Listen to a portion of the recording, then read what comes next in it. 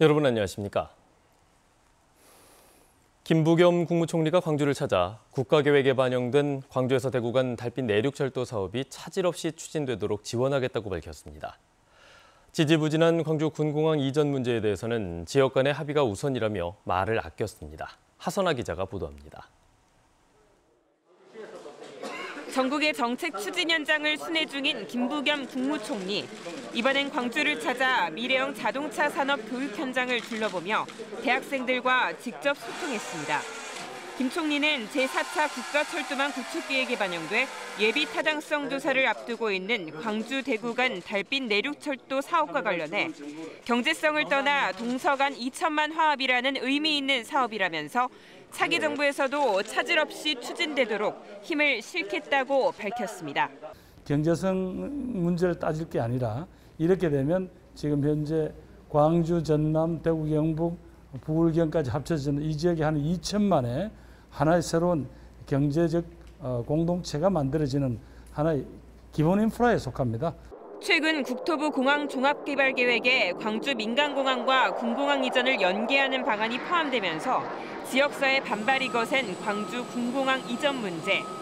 광주시의 특별법 제정 요구 등에 대해 김 총리는 지역 간 합의가 전제돼야만 정부도 나설 수 있다는 원론적인 답변에 머물렀습니다. 법 만든다고 금방 되는 건 아닌 것 같고요. 결국은 광주와 전남 간에 어떠한 조건에서 서로 상생을 하자는 우선 그런 합의가 중요한 것 같습니다. 그래야 사실은 중앙정부가 도울 수 있는 여지가 좀 많이 나오지 않겠습니까? 김 총리는 광주시가 국책사업으로 추진 중인 인공지능 직접도시와 관련해선 아낌없는 지원을 약속했습니다. KBS 뉴스 하선아입니다.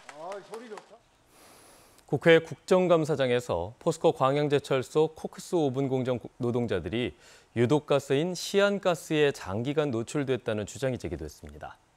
하지만 포스코 측은 가스가 외부로 유출돼 작업자의 안전이나 주변 지역에 영향을 준 사례는 없었다고 해명했습니다. 보도에 정아람 기자입니다. 제철소에서 발생한 독성 폐수 찌꺼기, 슬러지를 재활용하는 코크스 오븐 공장입니다.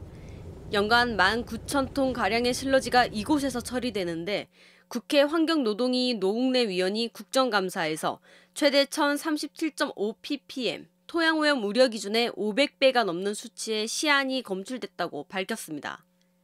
2차 세계대전 당시 독일군이 썼던 독가스 시안은 고온 처리할 경우 심각한 유해 물질을 발생시킵니다. 포스코 광양제철소 내 코크스 오븐 공정 노동자들이 이 유해 물질에 장기간 노출됐다는 게 노 의원의 주장입니다. 이 같은 치명적 유해 물질이 연료로 쓰이게 되어 기체화가 되면 사람이 직접 흡입할 수 있어서 더욱더 위험해진다는 것입니다. 하지만 고용노동부는 시안을 유해성 측정 항목에 포함시키지 않았고 환경부 역시 슬러지가 재활용된다는 이유로 폐기물로 분류하지 않았습니다. 최근 5년간 시안가스 등에 장기간 노출된 근로자 4명이 폐암 등 직업성 암 판정을 받았지만 원인 파악과 조사가 전혀 이루어지지 않은 겁니다.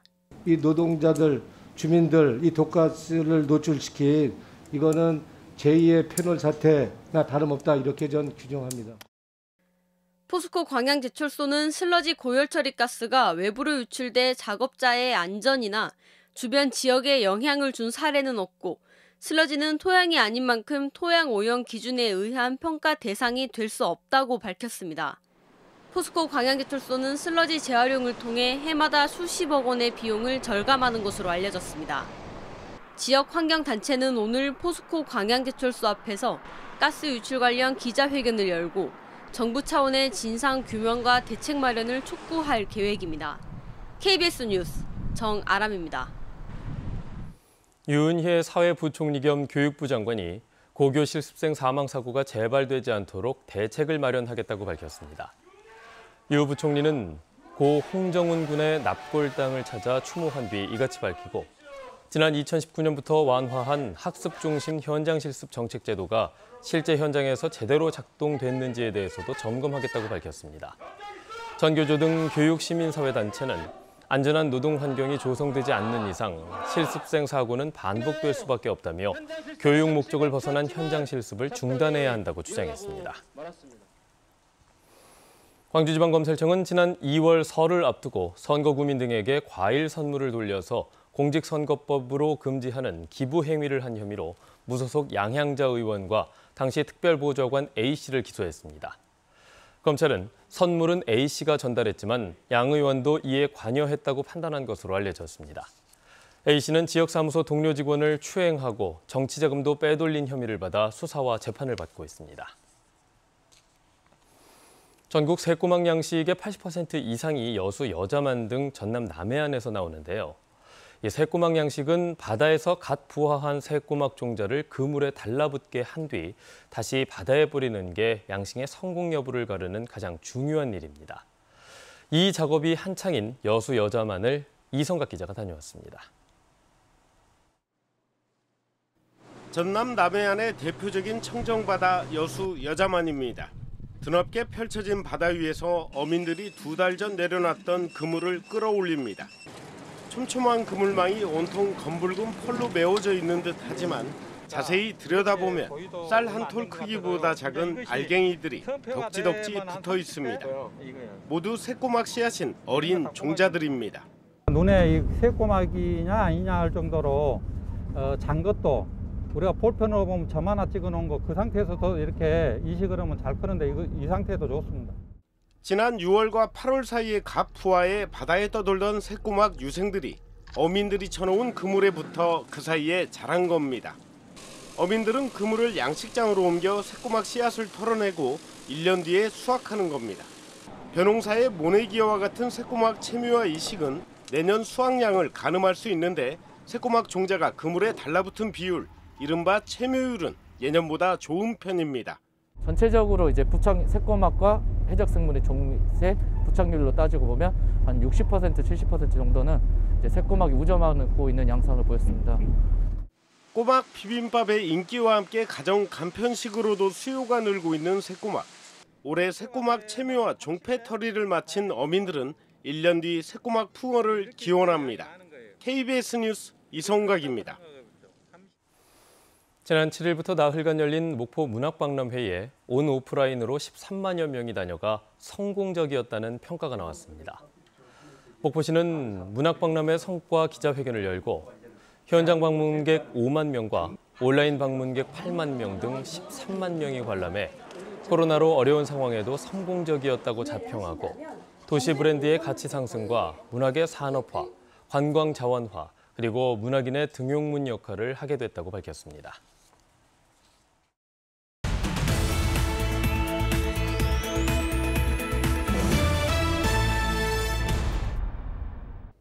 구례군이 지리산 역사문화관에서 큰 산 아랫사람들을 주제로 구례의 옛 모습을 재현하는 기획사진전을 개최하고 있습니다. 이번 사진전에는 주민들의 일상의 삶을 나타낸 스토리를 중심으로 옛 혼례와 품앗이 등의 모습과 50년대 학교 교육 등의 사진들이 전시되고 있습니다. 한국수자원공사 전남 서남권지사가 탄소 중립과 자원 순환에 앞장서기 위해 장흥군의 생활쓰레기 거점 수거대를 기탁했습니다. 장흥군은 일회용품 증가로 쓰레기 분리배출이 어려워지고 있다며 주민들이 생활쓰레기 분리배출을 손쉽게 할 수 있는 환경을 마련하겠다고 밝혔습니다. 한평군과 전국한우협회 한평군지부가 한평 축협 가축시장에서 선제적 한우 수급 조절과 K-방역 캠페인을 펼쳤습니다. 이번 캠페인은 한우 사육두수 증가로 인한 가격 하락에 대비해 암소 감축과 비육 지원 사업 동참의 필요성을 알리고 가축 전염병 예방을 위한 K-방역을 홍보하기 위해 마련됐습니다. 조선대 광주 치매 코호트 연구단이 알츠하이머병 환자의 뇌세포 손상과 치매를 유발하는 핵심 원인으로 알려진 타우 단백질 변성을 90% 정확도로 예측할 수 있는 기술을 국내 최초로 개발했습니다. 연구진은 비교적 간단한 검사를 통해 타우 병증을 정확하게 예측할 수 있어 알츠하이머병 조기 발견에 도움을 줄 수 있다며 65세 이상 전 국민을 대상으로 적용 가능한 신뢰성 높은 치매 예측 기술을 개발하겠다고 밝혔습니다. 지금까지 단신 브리핑이었습니다. 어제 오후 6시를 기준으로 광주에서는 코로나19 신규 확진자 8명이 추가됐습니다. 신규 확진자 가운데 2명은 부모와 자녀의 관계로 방역당국은 자녀가 다니는 북구의 한 초등학교에서 접촉자들에 대한 검사를 진행했고 나머지 확진자들도 대부분 가족이나 지인에 이어 확진됐습니다. 전남에서는 직장 동료와의 접촉, 타 지역 확진자와의 접촉 등으로 해남 등 5개 시군에서 모두 9명이 확진됐습니다. 광주 학동 붕괴 사고와 관련해 금품을 받고 재개발구역 업체 선정에 개입한 혐의로 브로커 1명이 추가로 구속됐습니다. 광주지방법원 박민우 부장판사는 지난 2019년 광주 학동 4구역의 재개발구역 공사를 따내게 해주겠다며 업체 한 곳으로부터 1억여 원의 금품을 받은 혐의로 70살 주모 씨에 대해 청구된 구속영장에 대해 증거인멸의 우려가 있다며 영장을 발부했습니다. 이에 따라 학동 붕괴 사고와 관련해 경찰에 구속된 브로커는 문흥식 씨를 포함해 4명으로 늘었습니다. 광주 북부경찰서는 입마개를 하지 않은 맹견이 묶여있던 개 2마리를 공격해 죽거나 다치게 한 사고와 관련해 맹견 주인 56살 A씨를 재물 손괴 등의 혐의로 입건했습니다. 경찰은 A씨가 지난 5일 새벽 시간대 입마개를 하지 않은 자신의 맹견 핏불 테리어를 제대로 관리하지 않아 물림 사고를 낸 것으로 보고 있습니다. 광주에 전기자동차 배터리팩 전문 생산 공장이 세워졌습니다. 자동차용 리튬이온 배터리를 생산하는 주식회사 세방 리튬 배터리는 광주 평동 2차 산업단지에 전기자동차 배터리팩 공장의 준공식을 갖고 내년 2월부터 연간 42만 대의 전기차 배터리팩을 생산할 예정입니다. 광주시는 공장 가동이 본격화될 경우 250개의 일자리 창출과 함께 전기차 부품 산업 활성화에도 기여할 수 있을 것으로 내다봤습니다. 학벌 없는 사회를 위한 시민 모임은 학부모 등 일부 해당 이해 당사자들이 반발하고 있는데도 광주시 교육청이 2022학년도 병설 유치원 재구조화 계획을 전격적으로 행정 예고했다며 이를 철회해야 한다고 주장했습니다. 시민 모임은 특히 광주시 교육청이 오는 27일까지 의견 수렴을 하겠다고 밝혔지만 유치원 원화 모집이 다음 달 1일부터 시작된다는 점을 생각하면 학부모 등의 법적 대응을 피하려는 의도까지 의심된다고 지적했습니다. 광주 전남 지역의 지난달 실업률이 하락했습니다. 호남지방통계청이 발표한 지역 고용동향 자료를 보면 지난달 광주 지역의 실업률은 지난해 같은 기간보다 1.2%포인트가 떨어진 2.4%, 전남은 0.1%포인트 하락한 1.4%로 나타났습니다. 광주 지역의 고용률은 58.5%로 지난해 같은 기간보다 0.3%포인트 떨어졌지만 전남은 66.3%로 1.8%포인트 상승했습니다. 장재성 광주시 의원이 코로나19로 사회적 거리 두기가 무엇보다 중요한 시기에 광주 지역의 초, 중, 고등학교 315곳 가운데 학생 수 30명 이상의 학급이 305개에 이른다고 지적했습니다. 장 의원은 지난 3월부터 지난달 14일까지 코로나19에 확진된 학생과 교직원은 286명이라며 학급당 학생 수를 20명 이하로 제한할 것을 광주시 교육청에 촉구했습니다. 전남의 명산 가운데 고흥 파령산에 가장 많은 쓰레기가 버려진 것으로 조사됐습니다.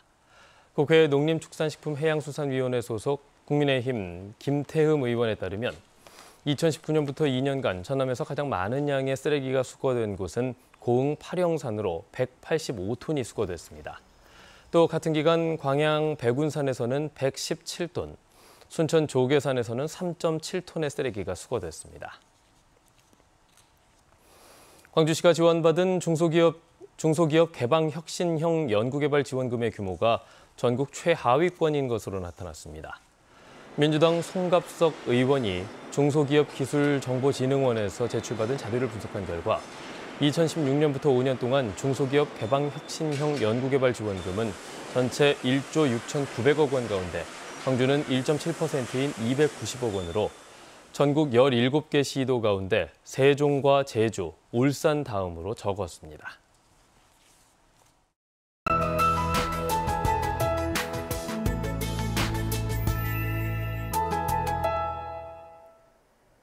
오늘 선선하게 시작하고 있습니다. 어제보다 기온이 다소 올라갔는데요. 낮 기온도 26도까지 올라 따스함이 감돌겠습니다. 다만 북서쪽에서 찬 공기가 내려오면서 모레 낮부터 기온이 떨어지기 시작하겠는데요. 일요일 아침에는 10도 이상 내려가면서 광주가 4도로 춥겠습니다. 오늘은 가끔 구름 많겠고요. 현재 일부 지역으로는 빗방울이 떨어지고 있습니다. 또 아침까지 전남 동부 지역을 중심으로는 안개가 짙게 끼겠습니다. 순천은 가시거리가 200m 안팎으로 좁혀져 있으니까요. 출근길 운전하실 때 조심하셔야겠습니다. 내일 오후부터는 다시 기압골의 영향을 받아 비가 내리겠습니다. 종일 내리는 것은 아니고요. 모레 오전까지 5mm 안팎의 적은 양의 비가 내렸다 그치기를 반복하겠습니다. 다음 자세한 지역별 날씨입니다. 오늘 기온 대부분 지역이 어제보다 높습니다. 현재 기온 나주와 영광 18도 가리키고 있습니다. 한낮 기온은 여수 25도, 순천 28도로 어제보다 2, 3도가량 높겠습니다. 목포의 낮 기온 26도, 영암과 강진 27도, 완도 26도가 예상되고요. 신안도 한낮 기온 26도로 어제와 비슷하겠습니다.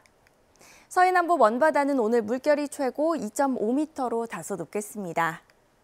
일요일부터는 다시 대체로 맑은 가을 하늘 볼 수 있겠지만 기온은 계속해서 평년 기온을 밑돌겠습니다. 날씨였습니다. 뉴스를 마칩니다. 여러분 고맙습니다.